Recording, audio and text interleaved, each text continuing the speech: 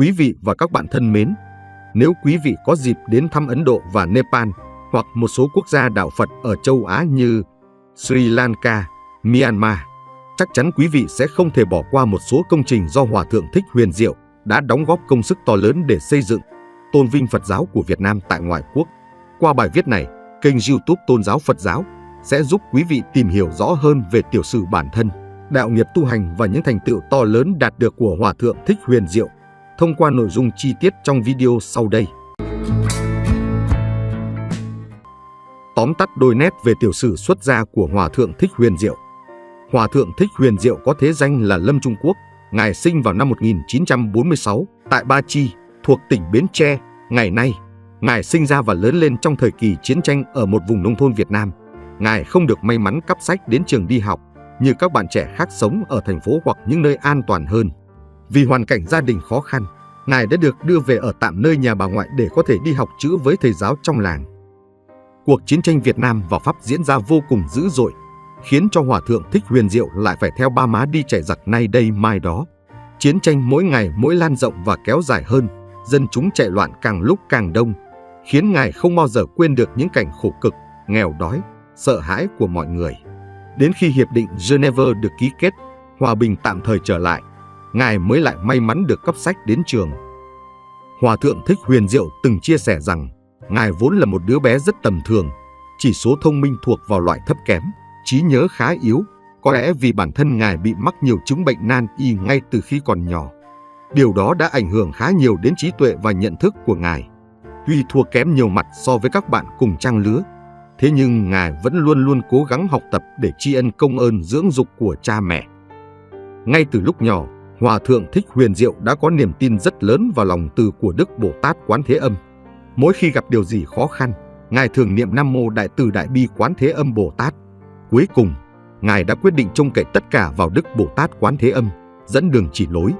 Nhiều ngày trước khi ra đi, Ngài đã đem những hình Phật, ông tiên bà tiên mà Ngài đã sưu tập từ lâu, rồi âm thầm cầu nguyện để chuyến đi trốn khỏi nhà thành công tốt đẹp.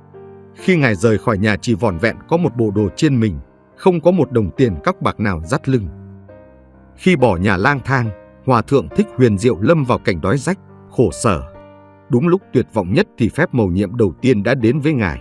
Trong lúc lần đường tìm về nhà cha ở tỉnh Bến Tre, khi tới phà Mỹ Tho, Ngài vừa bước xuống thì gặp một vị sư thầy mặc áo nâu. Vị sư thầy đó kêu tên thật của Ngài thật lớn khiến cho Ngài vô cùng ngạc nhiên. Dương đôi mắt lấp lánh tràn đầy sự ngạc nhiên, thầy Thích Huyền Diệu gặng hỏi, thầy là ai ạ? Con chưa từng gặp thầy bao giờ, sao thầy lại biết tên con? Vị sư thầy cười đáp, thầy là thầy Hoàng Nhơn, trụ trì chùa Mai Sơn trên núi Tật Sơn, huyện Châu Đốc, tỉnh An Giang. Thầy đợi con ở đây đã mấy ngày rồi, hãy về chùa với thầy. Bỗng dưng bị thu hút một cách huyền bí, Ngài vội đi theo thầy Hoàng Nhơn như thể thầy là người thân duy nhất trong gia đình. Hai thầy trò cùng nhau băng qua nhiều cánh đồng, đồi núi, cuối cùng thì cũng tìm được đến chùa Mai Sơn. Chùa Mai Sơn tọa lạc ẩn mình trong một rừng mai. Vào mùa xuân, hoa mai nở khiến cho khắp núi rừng trở thành một biển mai vàng rực vô cùng đẹp mắt. Cảnh sắc xung quanh chùa vô cùng sơn thủy hữu tình, thơ mộng như cõi bồng lai tiên cảnh. Chùa nằm treo leo trên sườn núi cho nên rất u tịch, quanh năm không thấy một bóng người. Thầy trò Ngài khi đó phải cấy lúa, trồng ngô, trồng các cây ăn quả đem bán để lấy tiền trang trải cuộc sống đạm bạc. Được nương náu nơi cửa chùa, thú vui lớn nhất của Hòa Thượng Thích Huyền Diệu khi đó là được đọc truyện Tây Du Ký. Ngài trở nên say mê theo dõi hành trình đến đất Phật thỉnh kinh của thầy trò Đường Tam Tạng, Tôn Ngộ Không, Sa Tăng, Chư Bát Giới, đến độ nhiều khi bỏ cả việc cơm nước. Ngài đã dành rất nhiều thời gian, công sức sưu tầm tất cả tư liệu hình ảnh về các nhân vật này. Mỗi khi nghe sư thầy ân sư nói chuyện về đất Phật, về vùng Hy Mã Lạp Sơn, trong lòng Ngài lại bồi hồi, náo nức. Ngài chỉ ước ao được một lần trong đời được đặt chân đến vùng đất địa linh nhiều huyền thoại ấy, thực hiện nhiều thứ mà bản thân Ngài đã ấp ủ. Quá trình mua đất dựng chùa của Hòa Thượng Thích Huyền Diệu. Năm 1969, khi Hòa Thượng Thích Huyền Diệu vẫn còn đang là sinh viên theo học tại Đại học Nanti và Sorbonne của Pháp, Ngài đã đặt chân đến Bồ Đề Đạo Tràng ở Ấn Độ, quỳ dưới kim cang tọa. Bỗng trong lòng Ngài trào dâng một niềm xúc động vô bờ, bởi ước nguyện của cuộc đời Ngài từ thời niên thiếu dường như đã thành sự thật. Khi được chứng kiến rất nhiều ngôi chùa của các nước phát triển hiện hữu trên thánh địa Phật giáo, Ngài lại không khỏi chạnh lòng khi chưa thấy được ngôi chùa nào của Việt Nam xuất hiện tại đây. Dành dụm từng đồng tiền mà Ngài kiếm được khi đi dạy học và nhận được sự ủng hộ tích cực của các học trò tới từ Âu, Mỹ. Vào năm 1987, trải qua bao khó khăn trắc trở, cuối cùng Hòa thượng Thích Huyền Diệu cũng đã mua được miếng đất chỉ rộng có 450 mét vuông, trong khi những ngôi chùa của một số nước khác rộng đến hàng ngàn mét vuông, do họ nhận được sự hỗ trợ rất lớn của chính phủ của nước đó. Tại Việt Nam vào những năm đầu của thập niên 80, sau 2 cuộc chiến tranh, tình hình kinh tế của người dân trong nước vẫn còn rất đói nghèo. Nền Phật giáo vào giai đoạn này chưa được chấn hưng. Tại Bồ Đề Đạo Tràng Ấn Độ khi đó, cộng đồng người Việt chỉ có một mình Hòa thượng Thích Huyền Diệu, cho nên việc xây chùa tại Ấn Độ, Ngài gặp phải tình trạng khó khăn chưa từng có. Tuy nhiên, Hòa thượng Thích Huyền Diệu lại gặp được cơ duyên không ngờ tới, khi mà lần lượt những chủ đất xung quanh đã đồng ý bán lại đất cho Ngài. Dần dần tích tiểu thành đại, diện tích đất để xây dựng nên ngôi chùa Việt đầu tiên ở Ấn Độ đã lên đến 30.000 mét vuông. Ngày 24 tháng 5 năm 1987, Hòa thượng Thích Huyền Diệu bắt đầu khởi công xây dựng chùa Việt Nam Phật Quốc Tự, tọa lạc tại Bodh Gaya, Bồ Đề Đạo Tràng Ấn Độ. Để thực hiện ước mơ to lớn trong cuộc đời mình, Ngài đã không ngại gian nan khó nhọc, thậm chí Ngài còn tự tay bẻ sắt, đúc móng làm chùa, rồi tự tay Ngài trồng những bông sen, bông súng, rồi tự tay Ngài đóng những vật dụng sinh hoạt trong chùa. Khắp nơi trong chùa Việt Nam Phật Quốc Tự, từ cổng trước, cổng sau, chánh điện cho đến nhà tăng, đi đâu cũng gặp hình tượng đất nước Việt Nam với tấm bản đồ nhỏ, màu nâu đậm khắc nổi lên tường. Trong chùa có đại hồng trung nặng 2,5 tấn và chống sấm đường kính 2 mét. Cả hai pháp khí này đều được Hòa thượng Thích Huyền Diệu đặt làm bởi các nghệ nhân Việt Nam, mang đậm nét đặc trưng văn hóa truyền thống quê hương đất nước. Ngoài tòa chính điện trang nghiêm, trong chùa còn có tháp vạn Phật 7 tầng và Quan Âm Đài, mô phỏng hình dáng chùa một cột ở Việt Nam, nhưng quy mô lớn hơn. Nhiều tảng đá lớn trong chùa được khắc tạc những bài thơ cổ thời Lý, Trần. Các nhu yếu phẩm hoạt động và sinh hoạt trong chùa đều được Hòa thượng Thích Huyền Diệu tự cấp từ những mảnh ruộng gần chùa như lúa, gạo, rau xanh, trái cây.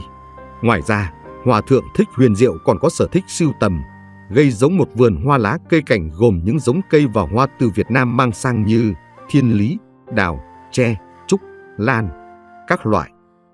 Khi ước nguyện lớn nhất được thực hiện, Hòa thượng Thích Huyền Diệu tiếp tục thực hiện ước nguyện thứ hai. Đó là, trong một ngày đầu xuân năm 1969, lần đầu tiên Ngài đến chiêm bái Lâm Tỳ Ni, nơi Đức Phật Giáng sinh, tại Nepal. Ngài cảm thấy bàng hoàng buồn lòng da diết khi thấy một thánh địa của Phật giáo lại bị để điêu tàn hoang phế, thậm chí còn bị người dân bản địa phóng uế bừa bãi. Ngài đi quanh thánh địa một vòng rồi thầm khấn nguyện, nếu quả thật nơi đây linh thiêng và là nơi Đức Phật Giáng sinh, con nguyện xin được nhìn thấy thánh địa phát triển trước khi con nhắm mắt rời khỏi cõi đời này.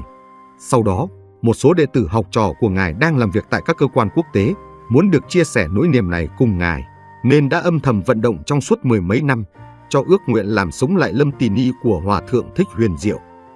Cho đến năm 1993, nhờ vào ước nguyện và những việc làm rất tâm thành của Ngài cùng các đệ tử học trò thân hữu, nên được Quốc vương Birendra và chính phủ Vương quốc Nepal chấp thuận, cấp cho Hòa thượng Thích Huyền Diệu mảnh đất tại Lâm Tỳ Ni để xây dựng ngôi chùa Việt Nam Phật Quốc Tự thứ hai. Đây cũng là ngôi chùa quốc tế đầu tiên tại vườn Lâm Tỳ Ni, nơi Đức Phật Thích Ca Giáng sinh. Hai ngôi chùa Việt Nam Phật Quốc Tự này đã góp thêm phần tạo dựng hình ảnh đất nước Việt Nam tại quê nhà rất thiêng đối với Phật giáo quốc tế. Tại Bồ Đề Đạo Tràng, từ ngôi chùa Việt Nam Phật Quốc Tự tiên phong do Hòa thượng Thích Huyền Diệu kiến thiết xây dựng, đến nay đã có thêm 4 ngôi chùa Việt khác được dựng trên vùng thánh địa này. Hòa thượng Thích Huyền Diệu từng từ chối giải Nobel Hòa bình. Hòa thượng Thích Huyền Diệu với uy tín của mình cùng hai ngôi chùa Việt Nam Phật Quốc Tự tại Ấn Độ và Nepal, Ngài đã được bầu làm quản trị Liên đoàn Phật giáo quốc tế Lâm Tỳ Ni. Kể từ sau vụ thảm sát nội chiến Hoàng cung năm 2002, tại Nepal, quốc gia này đã lâm vào cảnh nội chiến triền miên.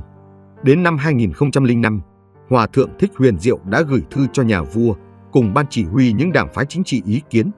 Ngài đã đề nghị kiến lập tự do cho khu vực Lumbini nói riêng và quốc gia Nepal nói chung.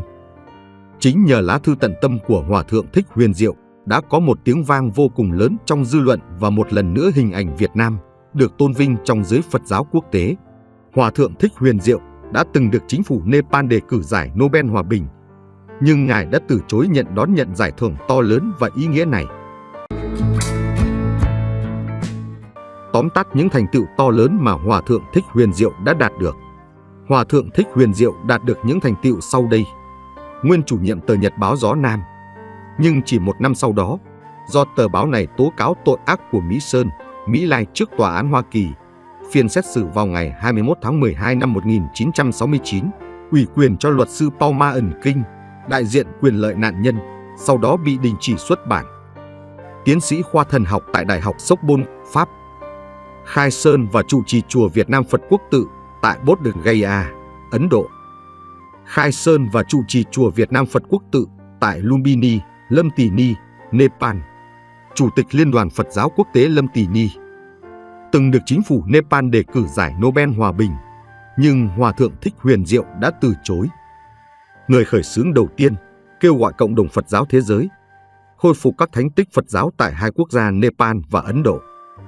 Người có công đầu thuyết phục phe du kích quân Maoist và chính phủ Nepal ngồi vào bàn đàm phán, ký kết hiệp ước hòa bình, chấm dứt cuộc nội chiến kéo dài 10 năm, làm hơn 14.000 người thiệt mạng.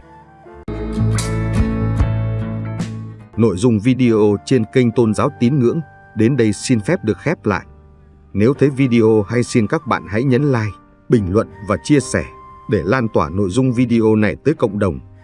Quý vị và các bạn nhấn đăng ký kênh và nhấp vào biểu tượng chuông dưới góc phải màn hình để nhận được thông báo những video tải lên mới nhất. Cảm ơn quý vị và các bạn.